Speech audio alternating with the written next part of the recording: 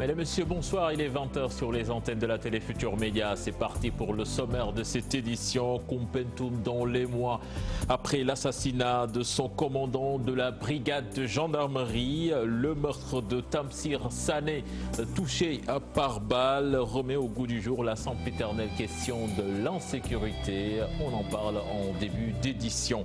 Ahmed Amar, inhumé à Darussalam, amis, parents, proches et sympathisants s'étaient déplacés ce matin pour la levée du corps. Ils ont rendu un dernier hommage aux défunts. L'affaire Guy-Marius Sagna, des droits de l'homme et ses associations de la société civile exigent sa libération sans condition. Il parle d'acharnement sur la personne de l'activiste visant à l'écarter de l'espace public. Et puis Modulo, déterminé à conquérir le titre de roi des arènes, le leader de Rock Energy qui a ouvert ses portes à la presse, dit n'avoir négligé aucun détail pour venir à bout de Mossen. Voilà le sommaire de ce 20h. Tout de suite le développement.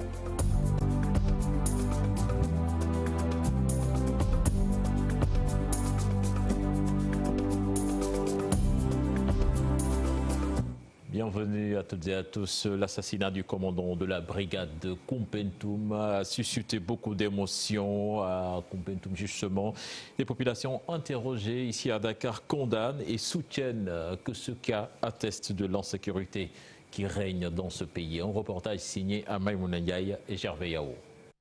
Il est tué dans l'exercice de ses fonctions. Tamsir Sané, commandant de la brigade de gendarmerie de Koumpentoum, victime d'un cambriolage.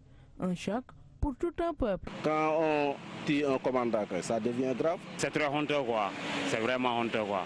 Vraiment. À l'image, donc, ça montre au niveau international, c'est quelque chose qui est touchant.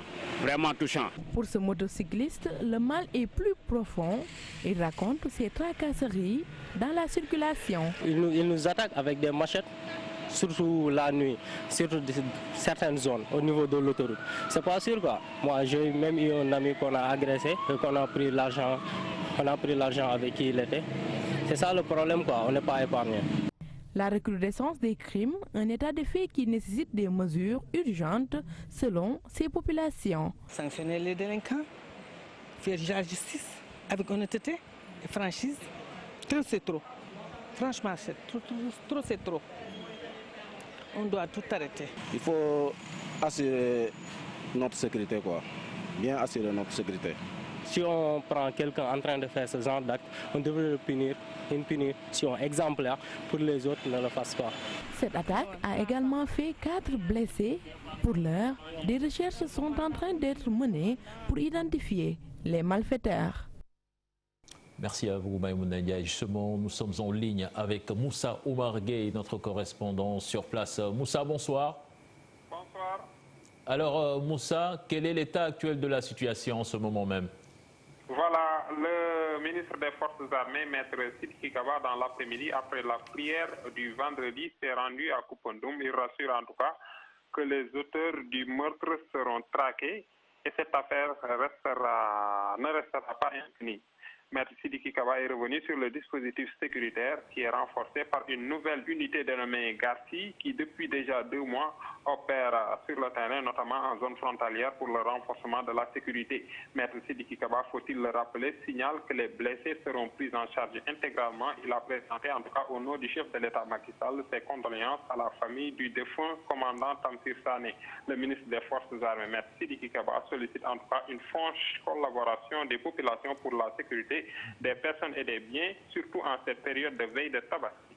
Voilà, merci Moussa Omar Gueye. Certainement, nous y reviendrons dans nos prochaines éditions. Ce meurtre vient s'ajouter à la liste de victimes d'assassinats notés ces derniers temps, soit des bandes armées qui commettent des crimes ou des jeunes qui sont passés à l'acte après des altercations. Al-Hassan Ba.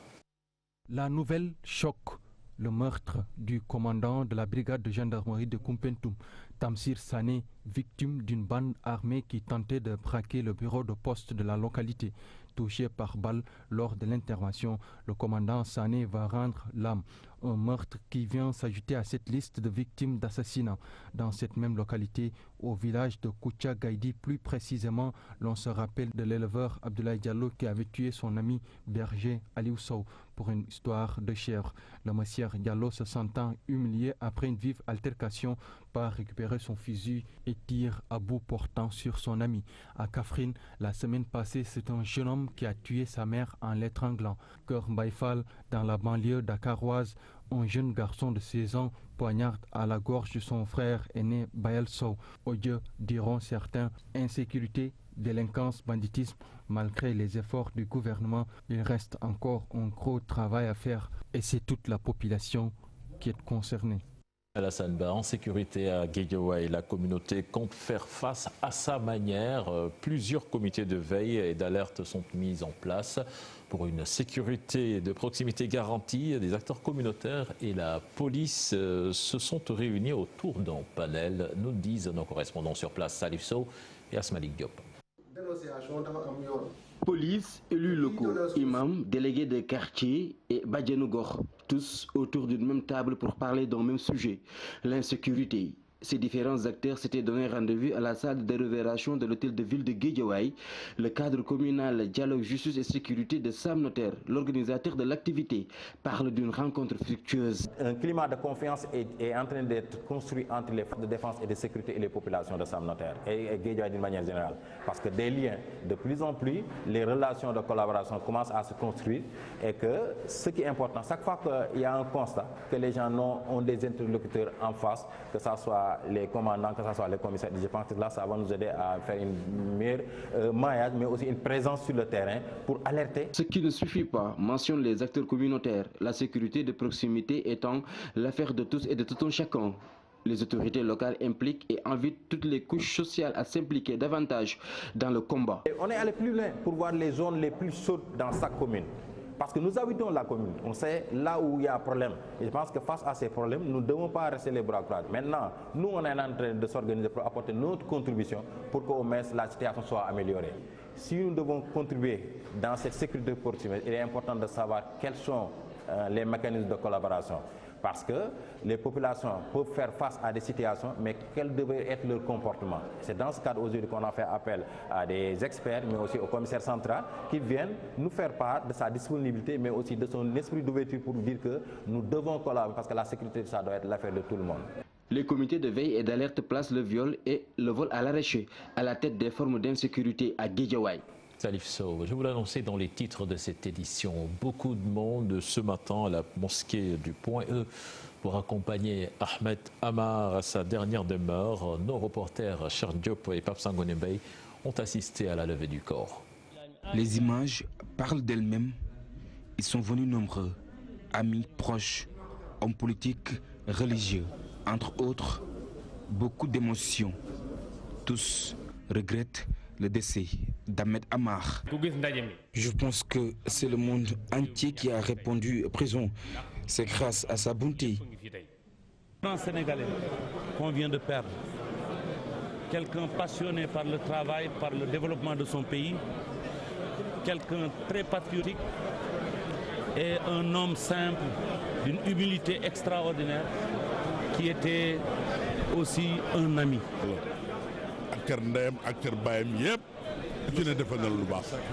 Les témoignages sont unanimes. Un grand serviteur s'en est allé. Il était quelqu'un de très discret, franchement. Je peux le confirmer, c'est effectivement quelqu'un de très discret, mais surtout travailleur. Le président, directeur général de la minorité africaine, a beaucoup fait pour la nation. Il est parti, laissant derrière lui un patrimoine à préserver. C'est un modèle, Ahmed Amar, c'est un modèle pour la jeunesse, c'est un modèle pour tous les gens qui veulent entreprendre. Il est parti de zéro et il est arrivé à ce niveau. Sénégal,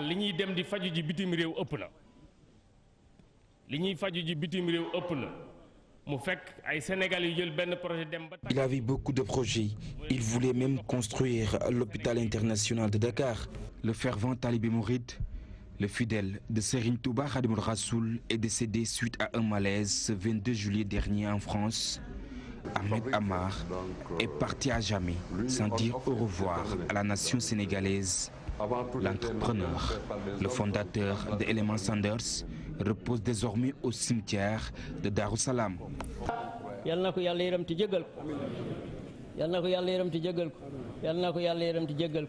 Cher Diop, la dépouille mortelle était arrivée hier à l'aéroport international Blaise Diagne. Un moment très émouvant, nous disent nos reporters Pape Farani et Tierno Laurent Mendy. L'attente était longue et parfois insoutenable.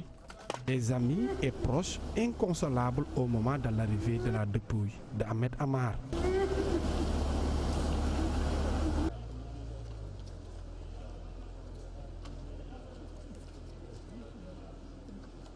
Extrêmement difficile.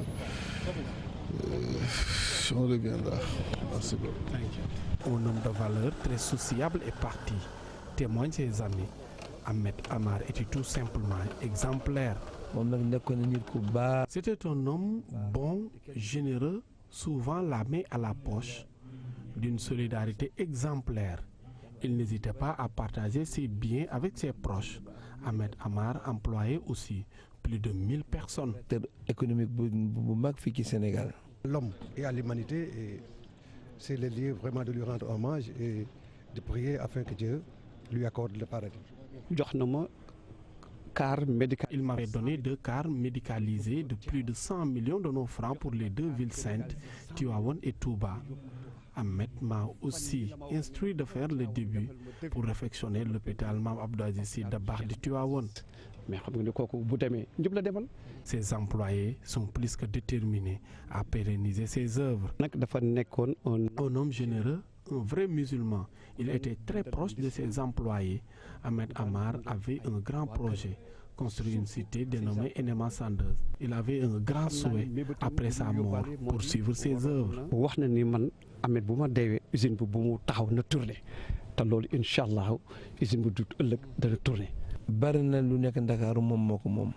Ahmed Amar a beaucoup de biens à Dakar, mais personne ne le savait parce qu'il était très discret. Son épouse et ses enfants n'étaient pas tout seuls, car toutes les personnalités et hommes de valeur ont tenu à rendre un hommage à un digne fils du Sénégal. Nous parlons santé à présent. Le bateau Merci Ship attendu à Dakar le 15 août prochain à la demande de l'État du Sénégal avec à son bord 400 volontaires, des chirurgiens, des infirmiers, entre autres spécialistes. À l'hôpital Philippe Maguilène Senghor qui fait partie des lieux d'inscription pour les consultations. C'est le rush, nous disent nos reporters Ousmane Diallo et Gervais Yao. À l'hôpital Philippe Maguilène Senghor, ils sont nombreux dans la salle d'attente pour une consultation dans le cadre de la venue du bateau Merci Ship à Dakar. Et déjà, c'est presque le plein. Il y a une grosse affluence quand même. Vous voyez, pour Philippe Senghor, déjà c'est un site de recrutement, mais c'est le site secondaire. Donc chaque site doit avoir environ 300 malades. Donc là, on est à 200. Pour être sélectionné, les critères sont bien définis. Les critères de sélection, c'est plutôt les pathologies chirurgicales. En général, les pathologies qui nécessitent une intervention chirurgicale. Donc pour la chirurgie générale, on peut voir les fibromes, les masses mammaires, vous comprenez, les prolapsus rectales. Chez les enfants, c'est plutôt les fentes labiopalatines, communément appelées bacs de lièvre. Donc il y a aussi les pathologies orthopédiques, surtout chez les jeunes enfants, les jambes balayées, les jambes en X ou en O, c'est plutôt ça. Cette jeune dame venue pour demander des renseignements reste très optimiste depuis l'annonce de l'arrivée du navire de l'Espoir. On a deux cas très urgents, un petit allongé au lit depuis qu'il a 4 mois, maintenant il a 8 ans, et un autre il a 11 ans. Il allait à l'école, mais maintenant il a abandonné ses études parce qu'il ne peut plus marcher. Il est assis dans une chaise roulante. Bon, je me suis dit que comme j'ai vu l'annonce à la télé, je me suis dit que je vais venir ici pour demander des renseignements. Le petit, depuis qu'il a 4 mois, on est parti partout. la médecine traditionnelle. On a écrit des lettres à la mairie, rien. L'ONG Merci Chip apporte gratuitement des soins de santé dans plusieurs domaines. Ces équipes espèrent réaliser entre 3 000 et 4 000 interventions lors des 10 mois de sa mission au Sénégal. Santé toujours, plus de 2,5 millions de porteurs chroniques d'hépatite recensés au Sénégal, suffisant pour que le président de l'association Safara Hépatite Sénégal lance son appel aux autorités pour freiner l'avancée de la maladie. Il s'appelle Ibrahim Gueye, je vous propose de l'écouter. Il est interrogé par Mohamedou Lamine Gaye. Nous avons aujourd'hui une prévalence pour les hépatites qui va de 85% déjà de contact, je parle de contact, c'est-à-dire on a 85% de la population qui ont été déjà au moins une fois en contact avec le virus. Donc, mais pour les porteurs chroniques, nous avons aujourd'hui 11%, c'est-à-dire que plus de 2 500 000 de Sénégalais qui sont porteurs chroniques du virus, c'est-à-dire des gens qui peuvent évoluer demain vers la cirrhose ou bien le cancer du foie, s'ils ne sont pas pris en charge correctement. Pour la prise en charge, il faut le reconnaître, elle était difficile. La preuve, au moment où je vous parle, ça fait bientôt une semaine, nous avons une rupture pour les médicaments, et particulièrement pour l'interféron pégylé. Ça fait une semaine que ce médicament est en rupture. Et le malheur dans tout ça, c'est que ces patients-là, ils l'ont pris, ça fait 24 semaines aujourd'hui, ils ont dépassé plus de 1 800 000, et s'ils n'ont pas le médicament cette semaine ou bien au plus tard la semaine prochaine, donc ils seront obligés de reprendre un autre traitement. D'où nous lançons un appel au programme de lutte contre les hépatites, à la pharmacie nationale d'approvisionnement et au ministère de la Santé de trouver une solution d'urgence pour ces patients-là qui sont en souffrance. Je l'annonçais également dans les titres de cette édition. Des associations de défense des droits humains et sociétés civiles réclament la libération sans condition de Guy Marius Sagna face à la presse ce matin, et ils soutiennent que cette arrestation est un acharnement contre l'activiste dans le but de l'écarter. Les détails dans ce compte-rendu signé Combat Matelot. Tous unis pour défendre la cause de Guy Marius Sagna, Association des droits humains, société civile et citoyens indépendants exigent la libération sans condition de l'activiste. Selon eux, son arrestation ne repose sur aucune base juridique légale.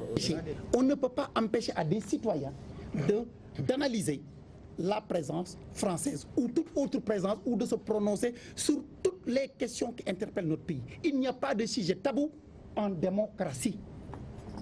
Et tout doit se faire dans le cadre légal. Et en l'espèce, tout s'est fait conformément à la légalité. De l'avis de ces droits de l'hommiste, l'affaire Guy Marius constitue un danger pour les libertés publiques. De ce fait, il demande l'implication de tous Sénégalais. Ce serait une erreur de penser que c'est un combat des militants des droits de l'homme, des activistes que nous sommes. C'est le combat de tous les Sénégalais. Que nous insistions sur la rupture du lien ombilical entre le parquet et l'exécutif, mais parce que nous n'avons même pas l'élégance républicaine qui voudrait que l'exécutif s'abstienne d'un certain nombre d'instrumentalisations de la justice. Une demande de libération provisoire a été introduite, nous renseigne l'avocat de la défense. J'ai introduit hier une demande de mise en liberté d'office en sa faveur. Vous savez, il y a une pratique au Sénégal qui veut que la demande de mise en liberté provisoire n'est déposée qu'une fois que l'inculpé est entendu sur le fond de l'affaire. Mais encore faudrait-il qu'il y ait des faits imputables à l'inculpé qui soient mis sur la table, ce qui n'est pas son cas. Arrêté le 16 juillet, puis placé sous mandat de dépôt pour fausse alerte au terrorisme, Guy Marius Sagna encourt une peine de 1 à 5 ans de prison, conformément à l'article 429 bis. Koumba Matelot, nous allons parler économie à présent dans ce 20h. La réforme de l'administration est nécessaire pour atteindre la croissance dans tous les secteurs. C'est le point de vue de l'Association sénégalaise des anciens élèves et auditeurs de l'ENA de France qui tient un colloque de 3 jours pour réfléchir sur la réforme de l'administration publique. Le ministre de l'économie, Amadou Hott, présent au colloque, prône une meilleure collaboration entre l'administration et le secteur privé. Amadou Maguette Gaye. Tous les rouages de l'administration à la hauteur des attentes de la population Tel est le vœu de l'Association sénégalaise des anciens élèves et auditeurs de l'ENA de France. Pour y parvenir, les énarques appellent l'administration sénégalaise à s'adapter au contexte actuel. Et les gens se plaignent beaucoup de l'administration, les gens se plaignent beaucoup de la qualité de l'administration. Ça veut dire que quand vous allez dans l'administration, vous avez l'impression que le monsieur en face de vous vous fait un privilège.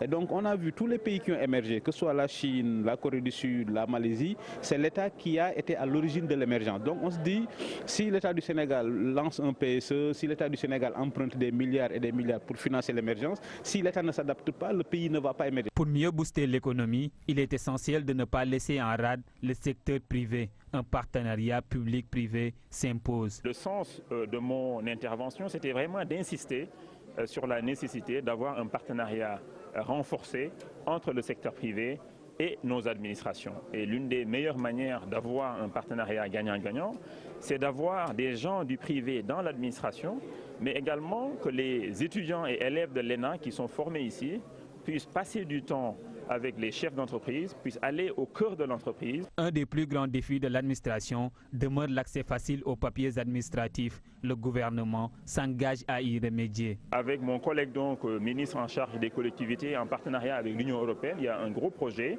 de digitalisation et également pour rendre aussi l'accès à l'état civil plus facile et pour qu'un Sénégalais qui est né à Diourbel ou bien qui est né peut-être à Karaouindou puisse à Dakar, dans un centre, aller dans un centre, obtenir son extrait de naissance, obtenir son bulletin de naissance, obtenir tout papier en relation avec l'état civil automatiquement et payer un petit montant au lieu d'aller perdre son temps pour aller jusque dans sa ville natale ou son village natal. La réforme de l'administration publique face aux défis de l'émergence, tel est le thème choisi par l'ASNA pour réfléchir sur comment assurer une bonne performance de notre administration. Le Conseil constitutionnel veut se faire connaître du grand public. Il compte sur les médias pour y arriver. C'est ainsi que ces membres ont tenu un atelier de formation avec la presse. Là-dessus, nous écoutons les explications de Madiaïna Bahoum Diallo. Il est le directeur de cabinet du président du Conseil constitutionnel. Il est interrogé par Abdourahmane Diallo. L'acte de juger est en soi un acte générateur de frustration. Il n'y a aucun juge au monde qui soit animé par un souci de consensus autour de ces décisions. La frustration est consubstantielle à l'acte de juger. Maintenant, ce qui dépend du juge, qu'il soit constitutionnel ou judiciaire, c'est de faire en sorte que sa décision soit intelligible. C'est pour ça que ce séminaire n'est qu'un pas parmi d'autres que le Conseil constitutionnel a initié. Nous avons commencé par créer un site web où tout est expliqué sur les compétences du Conseil constitutionnel. Toutes les décisions du Conseil constitutionnel sont publiées en temps réel et c'est une politique d'ouverture que le Conseil va continuer sous l'impulsion du Président avec l'accord de tous les membres. Et comme l'a dit le Président, c'est dans l'air du temps. Le Conseil constitutionnel ne peut pas faire autrement. C'est une institution dans la société, ce n'est pas une institution à côté de la société. Il ne peut pas continuer à être dans un tabernacle fermé et inexpugnable. Il doit s'ouvrir à la société, lui parler, mais sans nourrir l'illusion de faire un consensus autour de lui. Mais son souci, c'est de faire en sorte que les gens comprennent quand il décide pourquoi est-ce qu'il a décidé. Maintenant, les gens garderont leur liberté d'expression, leur liberté d'analyse et leur liberté de critique, parce que c'est la rançon de la démocratie. Nous allons à présent dans le nord du pays avec la marche des populations de Richard Toll pour réclamer la réhabilitation sans délai du pont Zermatt, qui date de la Seconde Guerre mondiale. En effet, depuis la pose de la première pierre en 2017, les travaux d'un coût global de près de 800 millions de francs CFA sur une longueur de 50 mètres sont à l'arrêt. Les explications de leur porte-parole, Mamadou Thioye, que je vous propose d'écouter, il est interrogé par Ousseynou Diop et Habib Seck. 2012 jusqu'à présent, on nous avait dit que le pont va durer que 7 mois. Mais depuis lors, on n'a vu absolument rien. La population subit une très grande difficulté. Les habitants des campements, Ndiaou, Tchabak, Richard Toll, tout le monde y passe dans le pont de Zermatt. C'est le cœur de Richard Toll. Tout le monde y passe, tout le monde y passe. Depuis qu'on l'a fermé, les gens ont des problèmes de sérieuses difficultés. Quand on a des malades, quand on appelle les sapeurs-pompiers, ça va durer beaucoup de temps pour qu'ils viennent. puisqu'il y a la difficulté pour y arriver en problème de passage. Parce que le pont nous a tout barré, franchement parlant. Le pont nous a tout barré. Nous faisons l'appel à toutes les autorités au niveau du château. Nous faisons appel à toutes les autorités au niveau du château, franchement parlant. Nous sommes en train d'écouter M. le maire d'ici une semaine. S'il ne revient pas à nous, nous allons faire un match sans demander d'explication. Un mot d'environnement à présent. Plus de 2700 biodigesteurs installés au Sénégal pour l'amélioration des conditions de vie de la population, surtout en milieu rural. Et l'objectif est de permettre de lutter contre la dégradation des terres. Là-dessus, nous écoutons les explications de Matar Silla. Il est le coordonnateur du programme national de biogaz domestique du Sénégal. Il en parle au micro d'Aïssatou Gueiba.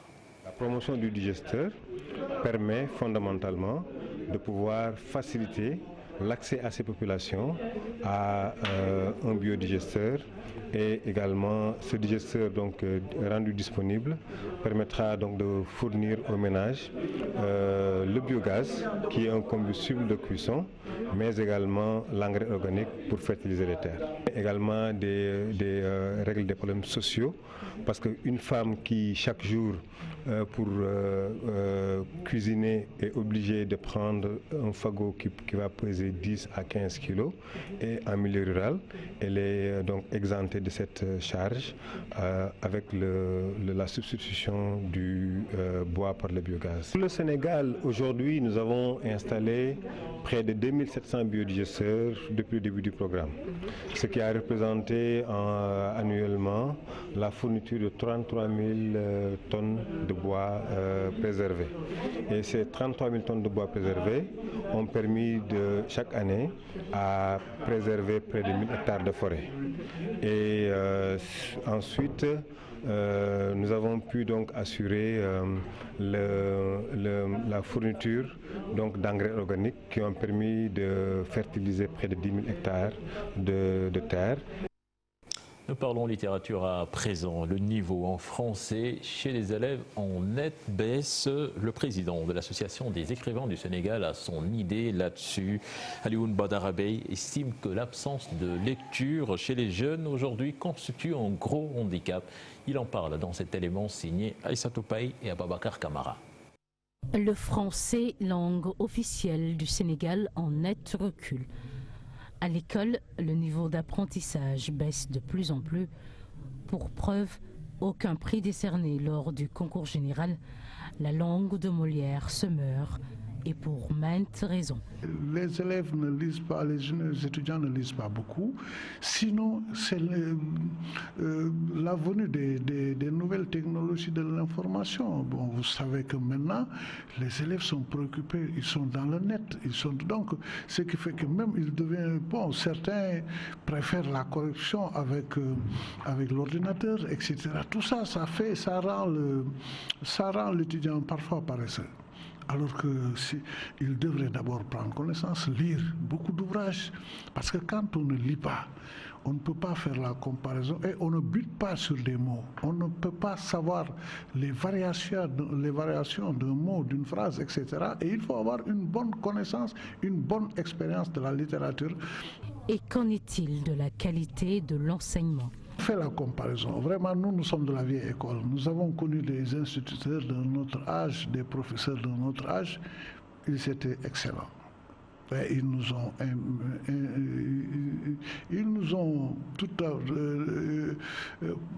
ont un peu, pas forcés même, mais ils nous ont entraînés dans cette culture d'excellence. Les professeurs doivent, à leur niveau, aussi accélérer un peu, sinon inciter les élèves, les étudiants à écrire, à parler et à lire. Beaucoup d'élèves, avant peut-être vous avez 30 étudiants dans une classe, maintenant c'est plus pareil, vraiment les choses ont beaucoup changé. Le français de France, torpillé, malmené. Léopold Sédar Senghor et Molière doivent bien se retourner dans leur tombe, rien qu'à entendre certaines énormités.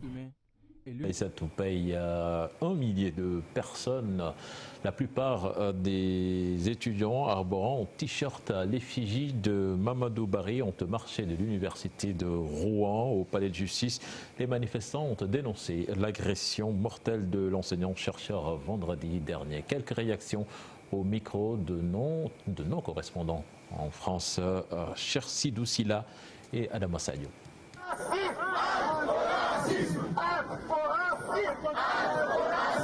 La réaction, c'est une réaction d'épouvante face à des comportements odieux, des comportements racistes, puisque l'échange s'est produit à partir d'un vocabulaire raciste, de dénonciation,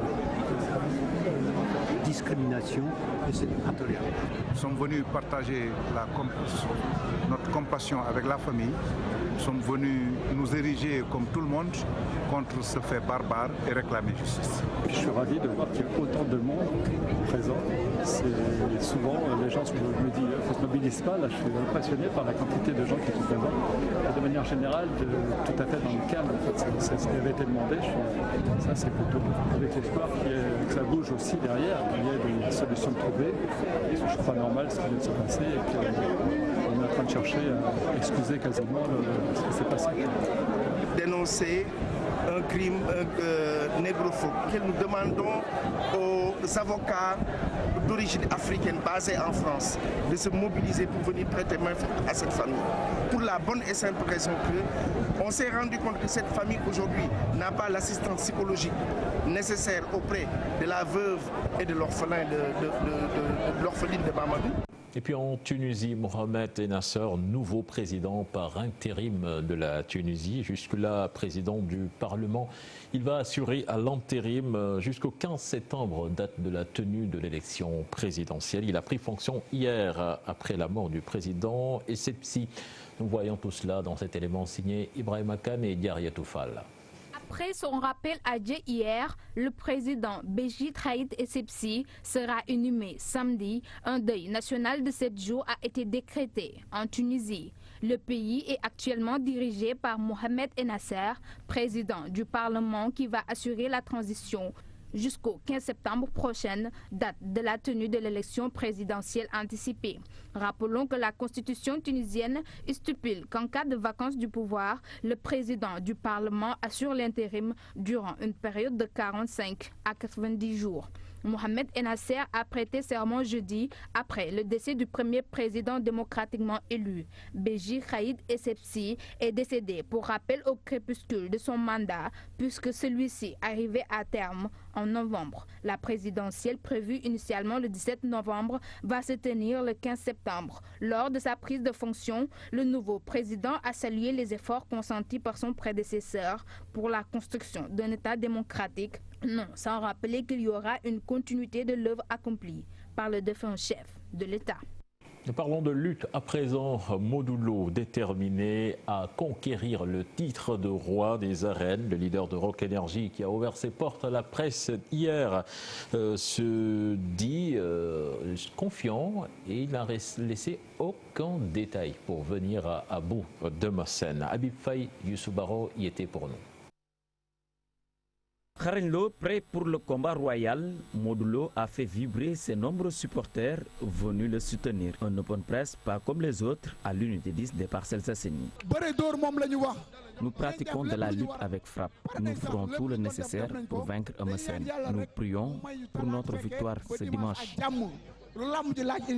Il se dit confiant pour détrôner Mossen et amener la couronne aux Parcelles Assainies pour la première fois.